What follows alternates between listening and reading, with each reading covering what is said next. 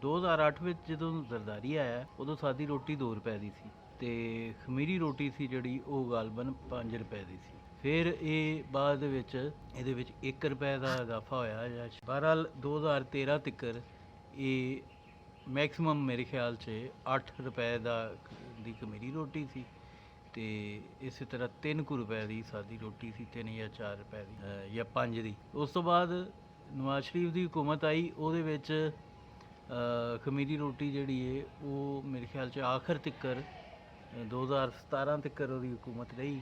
ਉਸ ਤੋਂ ਬਾਅਦ ਆਖਰੀ ਸਾਲ ਜਿਹੜਾ ਉਹ ਜਿਵੇਂ ਲੰਘਿਆ ਇਹ 18 ਤੱਕ ਵੀ ਲਾਓ ਤੇ ਉਹ 11 ਜਾਂ 12 ਰੁਪਏ ਤੱਕ ਰਖੜੀ ਸੀ।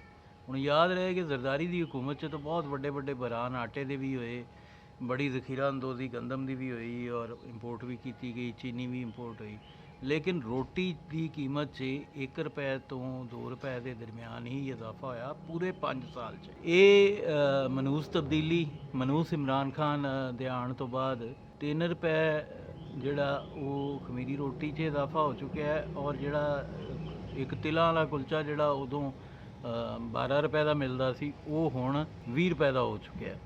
ਇਹ ਤਾਂ ਰੋਟੀਆਂ ਦੀ ਗੱਲ ਹੈ। ਹੁਣ ਜ਼ਰਾ ਬਿਲਕੁਲ ਮਤਲਬ ਗਰੀਬ ਤਬਕੇ ਦੀ ਗੱਲ, 2 ਰੁਪਏ ਤੋਂ ਸ਼ੁਰੂ ਹੋਈ ਗੱਲ, 8 ਰੁਪਏ ਦੀ ਹੁਣ ਸਾਦੀ ਹੈ, 15 ਰੁਪਏ ਦੀ ਖਮੀਰੀ ਹੈ ਤੇ 20 ਰੁਪਏ ਦਾ ਕੁਲਚਾ ਹੈ। ਹੁਣ ਜ਼ਰਾ ਇੱਧਰ ਆ ਜਾਓ, ਇਹ ਗਰੀਬਾਂ ਦੀ ਗੱਲ ਸੀ, ਹੁਣ ਅਮੀਰਾਂ ਵੱਲੇ ਵੀ ਆ ਜਾਓ, ਜਾਂ ਅਮੀਰਾਂ ਵੱਲੇ ਨਹੀਂ ਮਿਡਲ ਕਲਾਸ ਵੱਲੇ ਬਲਕਿ ਲੋਅਰ ਮਿਡਲ ਕਲਾਸ। ਇਹ ਜਿਹੜੀਆਂ ਨਵੀਆਂ ਗੱਡੀਆਂ ਹੋਂਡਾ ਦੀਆਂ ਜਾਂ ਕਰੋਲਾ ਦੀਆਂ ਤੁਸੀਂ ਦੇਖਦੇ ਹੋ ਅਕਸਰ, ਇਹ ਸਾਡੇ ਛੋਟੇ ਸ਼ਹਿਰਾਂ 'ਚ ਟੈਕਸੀ ਦੇ ਤੌਰ 'ਤੇ ਚਲਾਉਂਦੇ ਨੇ ਲੋਕ, ਰੈਂਟ ਕਾਰ ਦੇ ਤੌਰ 'ਤੇ, ਔਰ ਉਹ ਕੋਈ ਨਾ ਕੋਈ ਕਿਸੇ ਕੋਲ ਕੋਈ ਕਿੱਲਾ ਪਿਆ ਹੁੰਦਾ ਉਹ ਵੇਚ ਕੇ, ਕਿੱਲਾ 2 ਕਿੱਲੇ ਪੈਲੀ ਵੇਚ ਕੇ ਉਹ ਲੈ ਲੈਂਦਾ ਕਿਉਂਕਿ ਉਹਦਾ ਗੁਜ਼ਾਰਾ ਜ਼ਿਮੀਂਦਾਰੇ ਨਾਲ ਨਹੀਂ ਹੋ ਰਿਹਾ ਹੁੰਦਾ ਤੇ ਉਹ ਜ਼ਮੀਨ ਥੋੜ੍ਹੀ ਹੁੰਦੀ ਹੈ, ਵਾਹੀ 'ਚੋਂ ਇੰਨੀ ਬਚਤ ਨਹੀਂ ਹੁੰਦੀ ਤੇ ਉਹ ਫਿਰ ਵੇਚ ਕੇ ਇਹ ਗੱਡੀ ਲੈ ਕੇ ਤੇ ਉਹ ਟੈਕਸੀ ਚਲਾਉਂਦੇ ਨੇ ਤੇ ਉਹਦੇ ਨਾਲ ਆਪਣਾ ਗੁਜ਼ਰ-ਔਕਾਤ ਕਰਦੇ ਸਨ। ਮਤਲਬ ਇਹ ਕਿਸੇ ਤੌਰ ਵੀ ਅਮੀਰਾਂ ਦੀ ਚੀਜ਼ ਨਹੀਂ ਸੀ। ਹੁਣ ਇਹ ਗੱਡੀਆਂ ਦੀ ਜਿਹੜੀ ਭਰਮਾਰ ਹੋਈ ਔਰ ਕੁਆਲਿਟੀ ਆਫ ਲਾਈਫ ਪਾਕਿਸਤਾਨੀਆਂ ਦੀ ਬਿਹਤਰ ਹੋਈ 99 ਤੋਂ ਬਾਅਦ, ਜਦੋਂ ਕਿਸੇ ਕੋਲ ਸਾਈਕਲ ਨਹੀਂ ਸੀ ਤੇ ਮੋਟਰਸਾਈਕਲ ਆ ਗਈ, ਮੋਟਰਸਾਈਕਲ ਜਿਹਦੇ ਕੋਲ ਸੀ ਉਹਦੇ ਕੋਲ ਗੱਡੀ ਮਹਿਰਾਨ ਆ ਗਈ, ਮਹਿਰਾਨ ਜਿਹਦੇ ਕੋਲ ਸੀ ਉਹਦੇ ਕੋਲ ਹੋਂਡਾ ਸਿਟੀ ਆ ਗਈ, ਹੋਂਡਾ ਸਿਟੀ ਜਿਹਦੇ ਕੋਲ ਸੀ ਉਹਦੇ ਕੋਲ ਸਿਵਿਕ ਆ ਗਈ, ਸਿਵਿਕ ਵਾਲੇ ਕੋਲ ਪਰਾਡੋ ਆ ਗਈ।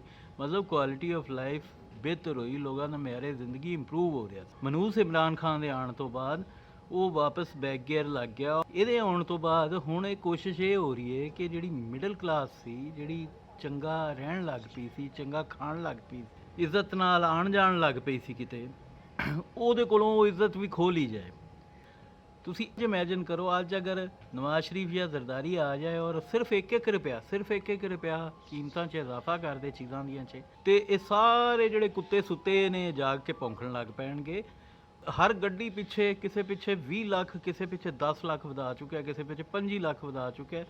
ਮੈਂ ਹੋਂਡਾ ਸਿਟੀ 2017 ਚ ਲਈ ਸੀ, ਉਦੋਂ ਉਹਦੀ ਜਿਹੜੀ ਇਨਵਾਇਸ ਪ੍ਰਾਈਸ ਸੀ ਉਹ ਸੀ 15,37,000 ਤੇ ਅੱਜ ਉਹ 25 ਲੱਖ ਦੀ ਵਿਕ ਰਹੀ, ਮਤਲਬ ਆਲਮੋਸਟ 10 ਲੱਖ ਰੁਪਏ ਦਾ ਰੇਜ਼ ਹੈ।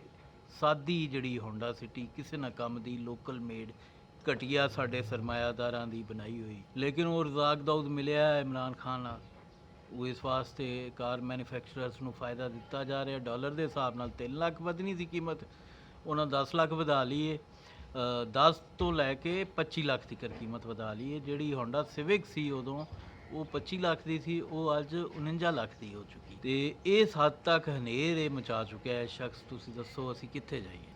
ਕਿ ਇਹ ਬੰਦਾ ਨਾਹਿਲ ਹੈ, ਇਹ ਸਿਲੈਕਟਡ ਸੀ ਜਾਂ ਇਲੈਕਟਡ ਸੀ? ਇਹ ਨਾਹਿਲ ਹੈ ਔਰ ਇਸ ਹੱਦ ਤੱਕ ਨਾਹਿਲ ਹੈ ਕਿ ਕਿਸੇ ਖੋਤੇ 'ਚ ਇਸ ਤੋਂ ਵੱਧ ਸਮਝ ਹੋ ਸਕਦੀ, ਇਹਦੇ 'ਚ ਨਹੀਂ ਹੋ ਸਕਦੀ। ਬਿਲਕੁਲ ਸਿਰਫ ਇੱਕ ਸ਼ੇਰਵਾਨੀ ਪਾਉਣ ਦੇ ਸ਼ੌਕ 'ਚ ਇਸ ਬੰਦੇ ਨੇ ਇਸ ਮੁਲਕ ਦੀ ਮਈਸ਼ਤ ਦਾ ਜਨਾਜ਼ਾ ਕੱਢ ਦਿੱਤਾ ਔਰ ਇਹਦੇ ਹਮਾਇਤੀ ਉਹ ਜ਼ਰਾ ਉਹਨਾਂ 'ਚ ਸ਼ਰਮ ਨਹੀਂ, ਹਯਾ ਨਹੀਂ, ਉਹ ਅੱਜ ਵੀ ਇਹਨੂੰ ਸਪੋਰਟ ਕਰਦੇ ਪਏ ਨੇ। ਯਾਰ 10-10 ਲੱਖ ਮਹਿੰਗਾਈ ਕਰ, ਰੋਟੀ ਖਰੀਦਣ ਦੇ ਗਰੀਬ ਕਾਬਿਲ ਨਹੀਂ ਰਹਿ ਗਿਆ। ਮਿਡਲ ਕਲਾਸ ਜਿਹੜੀ ਹੈ ਉਹ ਗੁਰਬਤ 'ਚ ਆ ਚੁੱਕੀ ਹੈ ਔਰ ਗੁਰਬਤ ਜਿਹੜੀ ਹੈ ਉਹ ਜਿਹੜਾ ਗਰੀਬ ਹੈ ਉਹ ਹੁਣ ਰੋਟੀ ਤੋਂ ਵੀ ਆਵਾਜ਼ ਆ ਰਹੀ। ਰੱਬ ਰੱਖਾ।